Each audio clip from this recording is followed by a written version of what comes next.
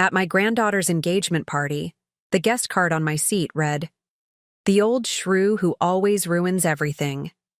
On Monday, her honeymoon reservation was canceled. By me. I'm glad to have you here. Follow my story until the end and comment the city you're watching from, so I can see how far my story has reached. The ballroom of the Eastwood Country Club sparkled with champagne flutes and designer dresses, the perfect setting for my granddaughter Amber's engagement celebration. At 66, I'd learned to navigate these family gatherings with a practiced smile, despite the undercurrent of tension that had defined my relationship with my daughter Caroline for decades. "Mom, your table is over there," Caroline said, barely glancing my way as she fussed with Amber's hair. Even at 42, my daughter still carried herself with the brittle defensiveness she'd developed as a teenager. I nodded, clutching my small purse as I made my way through the crowd. Distant relatives and friends of the young couple parted before me, their smiles fading slightly as they recognized me. I'd grown accustomed to being the family outsider, though it never stopped hurting. The table was at the far corner of the room, set slightly apart from the others. I approached it slowly, my knees aching from arthritis that had worsened over the past winter. That's when I saw it. The place card sitting in front of what was clearly meant to be my seat. "The old shrew who always ruins everything." I blinked, certain I'd misread it. But no. The words remained, elegantly printed on the same cream cardstock as all the other place settings. My hands began to tremble as I stared at those words, each one a deliberate knife. "Do you like it?" Amber's voice came from behind me, sweet with triumph.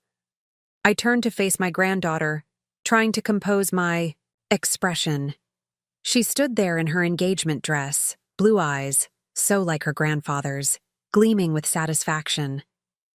"I thought it was fitting." "Amber." My voice sounded strange, distant.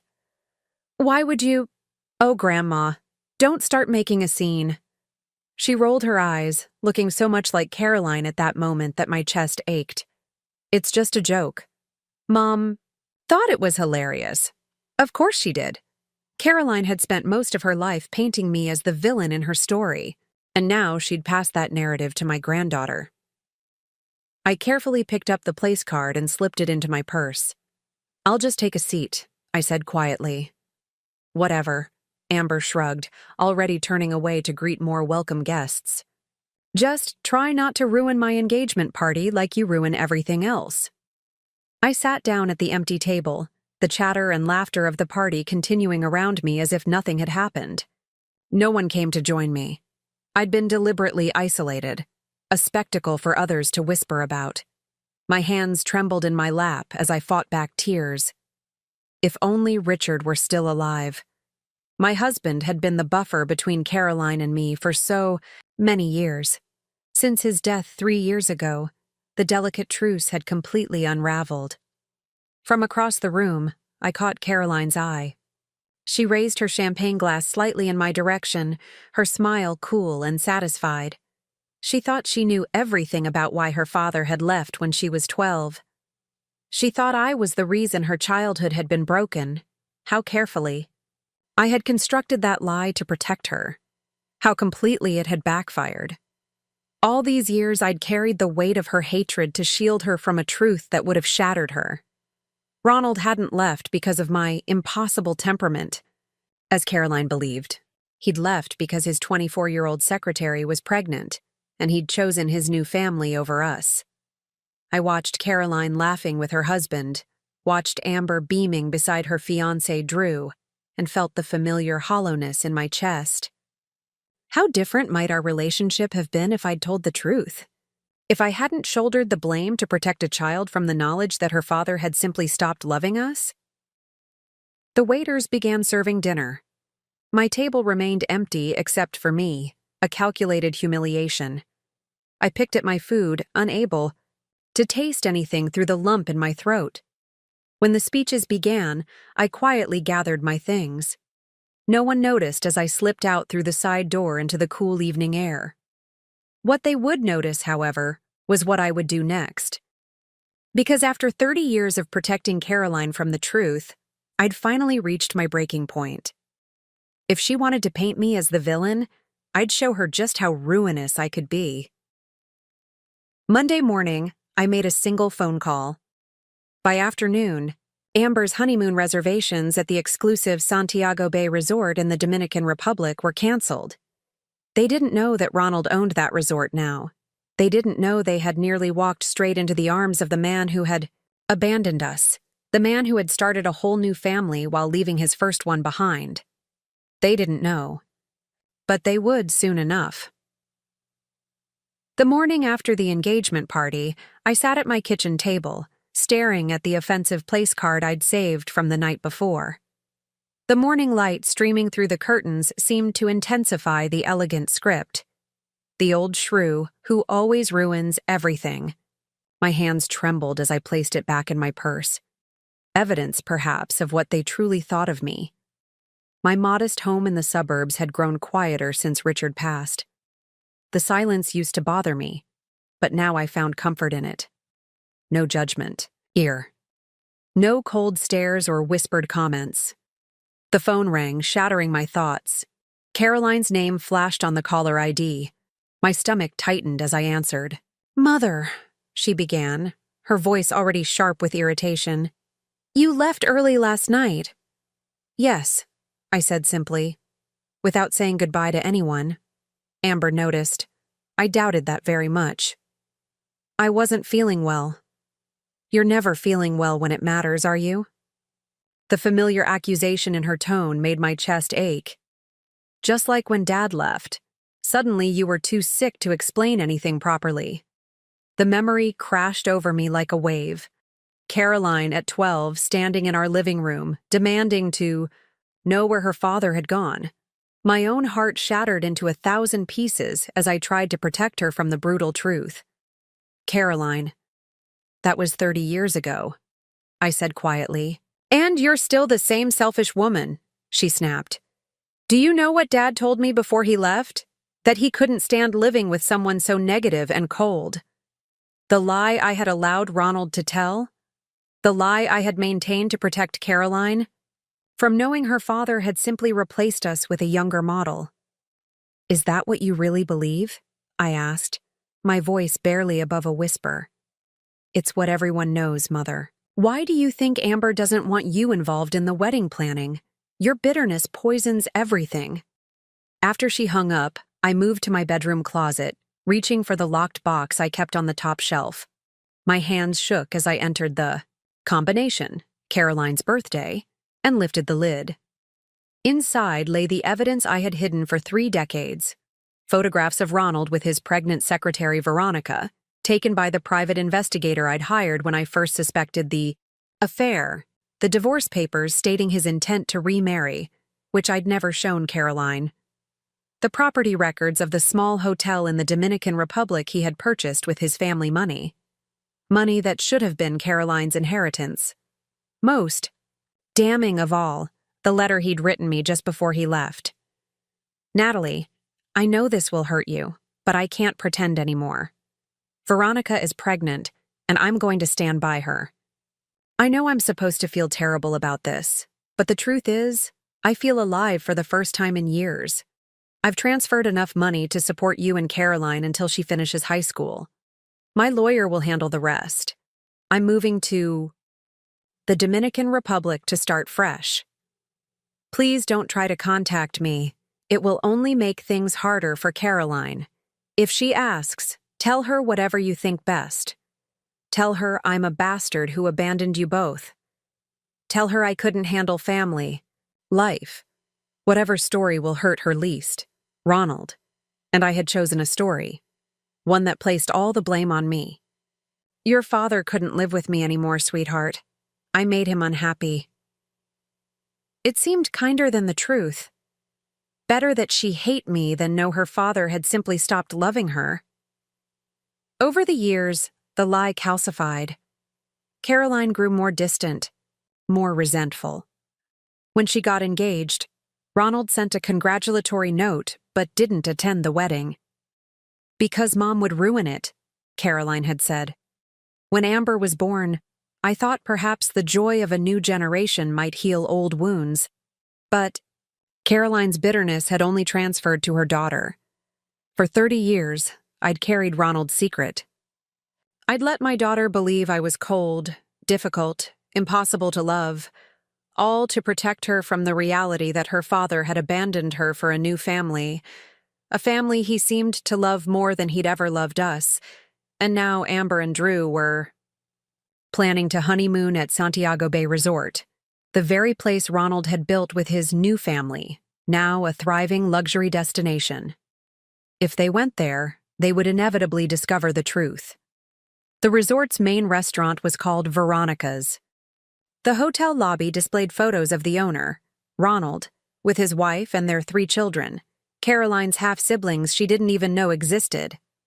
I stared at the phone in my hand, my decision to cancel their reservation suddenly crystal clear. I wasn't trying to ruin anything. I was still, after all these years, trying to protect my daughter and granddaughter from a painful truth. But perhaps it was time for the protection to end. Perhaps it was time for everyone to know what really happened 30 years ago. I carefully replaced the documents in the lockbox, except for the photos and Ronald's letter. These I placed in an envelope. If Caroline and Amber wanted to know why I'd canceled the honeymoon reservation, I would finally tell them the truth. The irony wasn't lost on me.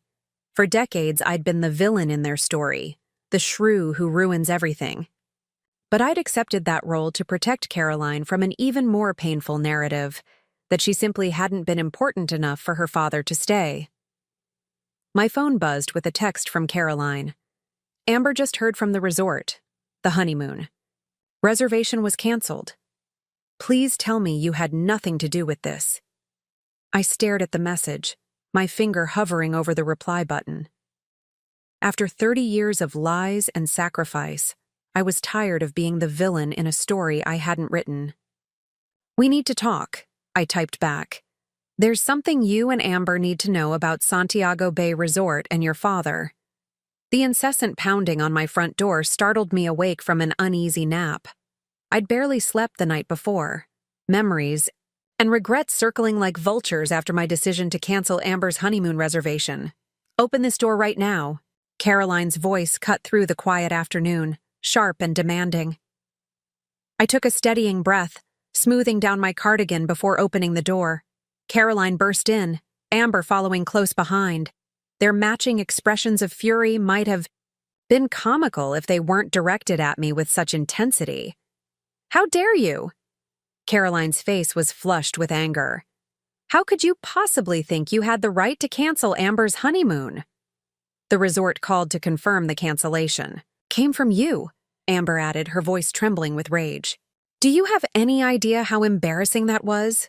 Drew's parents paid a deposit we might not get back. I gestured toward the living room. Please, sit down. I need to explain something. There's nothing to explain, Caroline snapped. This is exactly why Dad left. You can't stand to see anyone happy. That familiar accusation, the one I'd allowed to fester for 3 decades, struck a nerve I thought had long gone numb. Caroline, I said quietly, that's not why your father left. She rolled her eyes. Oh, please, not this again. I was there, remember? I saw how miserable you made him. You were 12, I replied, my voice steady despite my racing heart. And you didn't see everything. I moved to the bookshelf where I'd placed the envelope containing Ronald's letter and the photographs. My hands trembled slightly as I handed it to Caroline. What's this supposed to be? She didn't open it, just held it with suspicion. The truth about why I canceled the honeymoon. The truth about your father. Amber stepped closer, curiosity momentarily, overriding her anger. What about Grandpa? I've never even met him. That's because he's been living in the Dominican Republic for the past 30 years, I said. At Santiago Bay Resort, the resort where you planned to honeymoon. Caroline's face paled slightly. What are you talking about? Dad moved back to Michigan after the divorce. I shook my head. That's what I let you believe. Open the envelope, Caroline. She hesitated, then tore it open with sharp, angry movements. The photograph slid out first. I watched her expression transform as she took in the images of Ronald with his pregnant secretary. The newspaper clipping announcing the opening of Santiago Bay Resort, with Ronald and Veronica prominently featured. The family portrait taken, some years later showing Ronald with Veronica and their 3 children. This can't be right, Caroline whispered, her voice suddenly small. Dad wouldn't. Read the letter, I said gently. Amber moved behind her mother, peering over her shoulder as Caroline unfolded Ronald's goodbye note. The silence in the room grew heavy as they read his words, the truth I'd protected them from for so long. Caroline looked up at me, her eyes swimming with confusion. He left because of her? Because she was pregnant? I nodded. He wanted a fresh start, a new family. But you always said, Caroline's voice cracked, you let me believe it was your fault, that you drove him away. It seemed kinder than the truth, I said quietly. What was I supposed to tell a 12-year-old girl? That her father chose another woman and her baby over us? That he didn't want to be your father anymore? Caroline sank into the nearest chair, the papers clutched in her trembling hands. All these years, she whispered, all these years, I blamed you. Amber stood frozen, processing the revelation that the grandfather she had never met had been running a luxury resort all this time. You canceled our honeymoon because Grandpa owns Santiago Bay? I nodded. I couldn't let you walk into that blindly. Imagine arriving at your honeymoon resort only to discover your grandfather working there with his other family. Amber's eyes widened with the realization. We would have seen him, met him, maybe even his other children. Your half-aunts and uncle, I confirmed quietly. He has 3 children with Veronica. Caroline pushed herself up from the chair, pacing the room, like a caged animal. Why didn't you ever tell me? 30 years, Mom. 30 years of letting me believe you were the villain in this story. I met her gaze steadily. Because you adored your father. Because every child deserves to believe they're loved. Because the truth would have devastated you. So instead you let me hate you? Caroline's voice broke on the last word. You sacrificed our relationship to protect him? To protect you, I corrected softly. Not him. Never him. Amber sank onto the couch, the anger draining from her face. The place card at the engagement party, she whispered, shame coloring her cheeks. We called you a shrew. We said you ruin everything. I felt a profound weariness settle into my bones. I know what you think of me. What you've always thought. Caroline stared at the photographs again, her fingers tracing Ronald's face. All these years, she repeated, her voice hollow. Why tell us now? Because I'm tired, I admitted. Tired of being the villain in a story I didn't write. And because you deserved to know the truth before you accidentally stumbled upon it during what should be the happiest time of Amber's life. The silence stretched between us. 30 years of misunderstandings and blame hovering in the air like dust motes in the afternoon sunlight. Then Amber looked at me. Really looked at me. Perhaps for the first time. You've been protecting us all. Along, haven't you, Grandma? I need some air, Caroline said abruptly, pushing past me toward the front door. The photographs of Ronald and his second family fluttered to the floor as she fled. The screen door slammed behind her, leaving Amber and me in stunned silence. I bent down slowly, my knees protesting, to gather the scattered evidence of my 30-year deception. Amber watched me, her expression unreadable. I'll go after her, she finally said, rising from the couch. Give her time, I advised, carefully returning the photographs to their envelope. This isn't easy to process. Amber hesitated by the door. Did you ever think about telling us the truth before now? I sighed, feeling the weight of 3 decades pressing down on my shoulders. Many times. After your grandfather, after Richard, died, I almost told Caroline everything. But by then, the lie had taken on a life of its own. It seemed cruel to shatter her image of her father after so many years. So instead, you let us think you were the problem, Amber said, her tone accusatory, despite the new understanding in her eyes. It was a choice I made, I replied simply. Not the right one, perhaps, but it seemed right at the time. Amber shook her head slowly. I need to find Mom. After she left, I sank into my armchair, exhaustion seeping into my bones. Through the front window, I could see Caroline sitting in her car, her head resting against the steering wheel. Amber approached cautiously, tapping on the window. My daughter looked up, her face streaked with tears, and unlocked the door. I turned away, giving them their privacy. Some conversations weren't meant for me to hear. The wall clock ticked loudly in the silence of my living room. 15 minutes passed, then 30. I'd just put on the kettle for tea when the front door opened again. Caroline entered first, her eyes red-rimmed but her expression composed. Amber followed, looking between us uncertainly. The 3 generations of women in my living room, each carrying the weight of Ronald's abandonment differently. Why did you keep paying the mortgage on this house after Dad left? Caroline asked, her voice steady despite the tremble in her hands. You worked 2 jobs. You never remarried until Richard, almost 15 years later. I blinked, surprised. By the question. This was your home. I wanted you to have stability. And college? My tuition? Ronald's support payments stopped when you turned 18. He'd promised to pay for college in the divorce settlement, but... I shrugged. I took out loans, worked overtime. Caroline stared at me. You told me Dad was helping with tuition.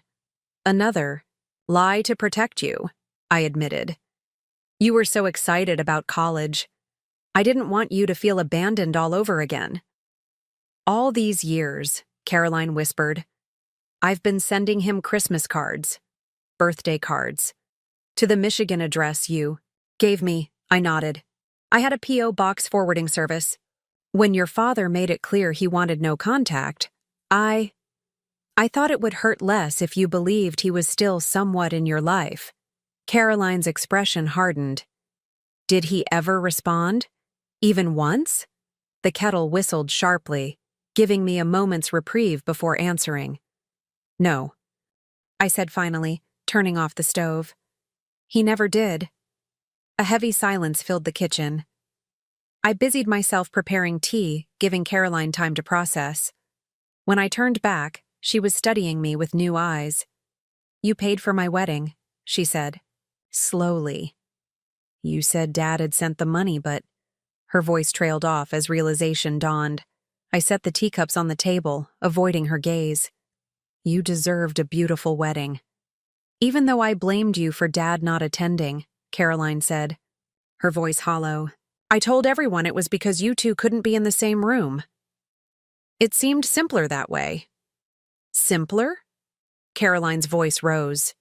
You let me treat you like garbage for 30 years to protect a man who abandoned us both. I let you have a father you could believe in, I corrected gently, even if it was only an idea of him. Amber, who had been silently witnessing our exchange, suddenly straightened. Santiago Bay Resort, she said, pulling out her phone. I want to see it. Her fingers moved quickly across the screen. Caroline and I watched as she pulled up the resort's website, navigating to the About Us section. There he was, Ronald, 30 years older but unmistakable, standing proudly with his arm around a still elegant Veronica. 3 adult children surrounded them, all bearing a striking resemblance to Caroline. My half-siblings, Caroline whispered, taking the phone from Amber's hand. I have brothers and sisters I never knew about. 2 sisters and a brother, I confirmed, quietly. Madison, Elise, and Jackson. Caroline's head snapped up. You know their names? I kept track over the years, just in case you ever wanted to know. In case I wanted to know? Caroline's laugh was brittle. How could I want to know about people I didn't know existed? I had no answer for that. Amber took back her phone, scrolling through more photos. There's a restaurant named after her, Veronica's. She looked up, at me. We would have eaten there. We might have met him without even realizing who he was. That's why I canceled your reservation, I said. I couldn't let you stumble into that unprepared. Caroline paced the small kitchen, her hands clenched into fists. All these years, I thought. I believed. She stopped suddenly, turning to face me. The place card at the engagement party. The old shrew who always ruins everything. God, Mom, we were so cruel to you. You didn't know, I said simply. I should have, Caroline insisted, her voice breaking. I should have seen that you were protecting me. Instead, I made you the villain in my story. I taught Amber to do the same. Amber lowered her eyes, shame coloring her cheeks. I'm sorry, Grandma. We have to call him, Caroline said suddenly. I need to hear him say it. I need to hear him admit what he did. I felt a flicker of alarm. Caroline, it's been 30 years. What good would it do? What good? Her eyes flashed. He abandoned us, Mom. He started a whole new family and never looked back. Meanwhile, you worked yourself to exhaustion to give me a normal life, and I repaid you with decades of resentment. He doesn't get to just get away with that. Amber placed a hand on her mother's arm. Mom, do you really want to confront him right before my wedding? Caroline hesitated, then her shoulders slumped. No, you're right. This is about you, not my childhood trauma. But the determination in her eyes told me this conversation wasn't over. After 30 years of silence, the truth was finally out, and its consequences were only beginning to unfold. The week following my revelation passed in a strange, tense silence. Caroline stopped returning my calls, and Amber responded to my texts with polite but distant replies. I wasn't surprised. They needed time to process 30 years of lies, even if those lies had been meant to protect them. What did surprise me was the knock on my door Saturday afternoon. When I opened it, there stood Drew, Amber's fiancé, looking uncomfortable but determined. Mrs. Bennett, he said formally. May I come in? I stepped aside, curious about this unexpected visit. Drew had always been polite but reserved around me, clearly influenced by Amber and Caroline's perception of me as difficult and bitter. Amber doesn't know I'm here, he said, settling into my living room. Neither does Caroline. I see, I replied, carefully. Is everything all right with the wedding plans? Drew ran a hand through his dark hair, a nervous gesture I'd noticed before. That's actually why I'm here. Amber's been different since your conversation last week. She told me everything. About her grandfather, the resort, your sacrifice. I felt a jolt of surprise. Amber had confided in him. She's been questioning everything, Drew continued. The way she's treated you, the things Caroline told her about you. She's torn up about that place card at the engagement party. It was just a card, I said, though we both knew it had been much more, a symbol of years of misconceptions and resentment. Drew shook his head. It was cruel. And now she knows it was also undeserved. He leaned forward, his expression earnest. Mrs. Bennett, we've rescheduled our honeymoon. Different resort, different country. But there's something else we'd like to change. I waited, uncertain where this was heading. Amber wants you to play a bigger role in the wedding. She's too ashamed to ask you herself right now.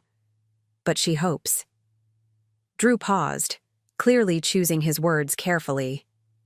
She hopes you might consider doing a reading during the ceremony, something important to you. The request caught me off guard. After years of being pushed to the margins of family events, This invitation to step into the spotlight felt almost unsettling. "She's afraid you'll say no," Drew added. "After how you've been treated, she wouldn't blame you." I thought about it for a long moment. "I'd be honored," I said finally. "Thank you for coming to tell me." Drew smiled, seeming relieved. "There's one more thing. Caroline. She's not handling this well. She went to see a therapist yesterday. She's talking about confronting Ronald." A cold weight settled in my stomach. She's going to call him? "She found his email address on the resort website," Drew confirmed. "She hasn't sent anything yet, but she's drafting something. She feels like she needs answers." After Drew left, I sat in my quiet house, mind racing. Caroline confronting Ronald could open wounds that might never heal. Yet, wasn't that exactly what I'd done by maintaining the lie for so many years? Created a wound that festered beneath the surface, poisoning our relationship? My phone rang just after dinner. Caroline's name flashed on the screen. I answered immediately. "Mom?"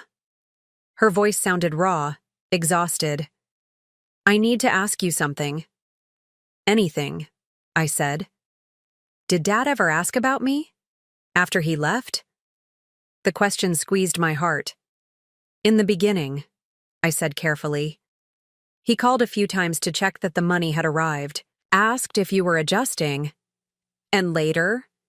I closed my eyes, remembering the gradual tapering of contact until there was nothing. "No, sweetheart, I'm sorry." Caroline was quiet for a long moment. "I wrote to him," she finally said. "I told him, I know everything. I told him about the wedding, about how I treated you all these years because of his lies." My breath caught. "Caroline." "I needed to do it, Mom," she said firmly. "I needed him to know that I know who he really is, who you really are." I wasn't sure what to say. Part of me feared Ronald's response would only hurt Caroline more, but another part recognized that she needed this closure. "There's something else," Caroline continued. "I want to change the wedding seating arrangement." 3 days later, Ronald's reply arrived in Caroline's inbox. She called me immediately, her voice tight with emotion. "He wants to meet," she said without preamble. "He's flying up next week. He says he wants to explain in person." My heart raced with anxiety. "What did you tell him?" "That I'd meet him, that I'd listen." Her voice hardened. "But that's all I promised." "Do you want me there?" I asked cautiously. "I need you there," Caroline replied, surprising me. "I've spent 30 years blaming you for his absence. I want him to look us both in the eye when he explains why he abandoned us." The meeting was set for Wednesday afternoon at a quiet cafe downtown. I arrived early, hands trembling slightly as I ordered tea. Caroline joined me minutes later, her face pale but composed. "Are you sure about this?" I asked gently. She nodded, though fear flickered in her eyes. "I need to do this. For me. For Amber." We sat in tense silence, watching the door. Then suddenly, there he was, Ronald. Older, grayer, but unmistakably the man who had walked out of our lives 3 decades before. He spotted us immediately, hesitating before approaching our table. His eyes met mine first, a flicker of something like shame crossing his features before he turned to Caroline. "You look just like your mother," he said softly. Caroline's composure cracked slightly. "Sit down," she said, her voice clipped. Ronald settled awkwardly into the chair across from us. "Thank you for agreeing to see me." "I didn't do it for you," Caroline replied. "I did it for me. For 30 years I believed Mom drove you away. I blamed her for breaking our family. I want to hear you admit that was a lie." Ronald glanced between us, discomfort evident in every line of his body. "It was complicated." "No," Caroline cut him off sharply. "It wasn't complicated. You got your secretary pregnant and abandoned us. You let me believe Mom was the reason you left. That's not complicated. That's cowardice. I reached for Caroline's hand under the table, squeezing it gently. Her fingers clutched mine with surprising strength. Ronald's shoulders slumped. "You're right," he admitted quietly. "I was a coward. I took the easy way out." "And now?" Caroline demanded. "Why agree to meet us after all this time?" Ronald looked at me, then back to Caroline. "Because I owe you both the truth, and because—" He hesitated. "Because your email made me realize how much damage my lies have done." For the first time in 30 years, I looked directly at the man who had shattered our family and whispered, "It's time for you to tell her everything." The church was filled with flowers and soft music as guests settled into their seats. From the small side room where I waited, I could hear the gentle murmur of conversation, the occasional burst of laughter. Amber's wedding day had arrived, and against all odds, I was part of it. I smoothed down the silk of my pale blue dress, a gift from Caroline, and touched the silver locket at my throat. Inside was a small photograph of Caroline as a child, her smile bright and untainted by the pain that would come later. A reminder of why I had made the choices I did, for better or worse. The door opened, and Caroline appeared, resplendent in her mother-of-the-bride dress. "It's almost time," she said. "Are you ready?" "As I'll ever be," I replied, rising from my chair. The month since our confrontation with Ronald had transformed our relationship in ways I never thought possible. He had finally told Caroline everything, not just about Veronica and the pregnancy, but about his own failings as a husband and father. He admitted manipulating the narrative to make me the villain, knowing I would accept the blame to protect Caroline. Most surprising of all, he had apologized. Not just empty words, but a genuine acknowledgement of the damage he had caused. It couldn't erase 30 years of absence, but it had given Caroline something she desperately needed: the truth. "Amber wants to see you before we start," Caroline said, leading me down the hall to the bridal suite. My granddaughter stood before a full-length mirror, radiant in her wedding gown. When she saw me in the reflection, she turned, her eyes bright with unshed tears. "Grandma," she said softly, crossing the room to embrace me. "You look beautiful." I held her carefully, mindful of her dress. "Not as beautiful as you, my dear." Amber pulled back, reaching for something on the vanity. "I have something for you." She placed a small box in my hands. A thank you. And an apology. Inside was a delicate silver bracelet engraved with 3 intertwined circles. "The 3 of us," Amber explained. "You, Mom, me, connected no matter what." My throat tightened with emotion. "It's perfect." "I'm so sorry," Amber whispered. "For the place card. For all the years we misunderstood you." "That's in the past now," I said, squeezing her hand. "Today is about your future." Caroline helped me fasten the bracelet, our eyes meeting in the mirror. So much had changed between us, the wall of resentment crumbling to reveal what had always been beneath. Love, complicated but enduring. "We should take our places," Caroline said. "The ceremony will start soon." As we moved toward the door, Amber called out, "Grandma, thank you for protecting us all these years, even when we didn't deserve it." The wedding proceeded beautifully. I sat in the front row, not isolated, at the back or in a separate hallway, but right where the mother of the bride's mother belonged. When the time came for my reading, I approached the podium with steady steps, drawing strength from Caroline's encouraging smile. "Love is patient, love is kind," I began, the familiar words taking on new meaning. As I read, I looked out at the gathered faces, Drew's parents nodding approvingly, Amber and Drew holding hands at the altar, Caroline wiping away a tear. And in the back row, a face I hadn't expected to see, Ronald, who had been invited by Caroline in a gesture of forgiveness I still didn't fully understand. After the ceremony, during the reception, I found myself momentarily alone at my table. No longer the old shrew who ruins everything, but grandmother of the bride, elegantly printed on a place card positioned at one of the best tables in the room. "May I join you?"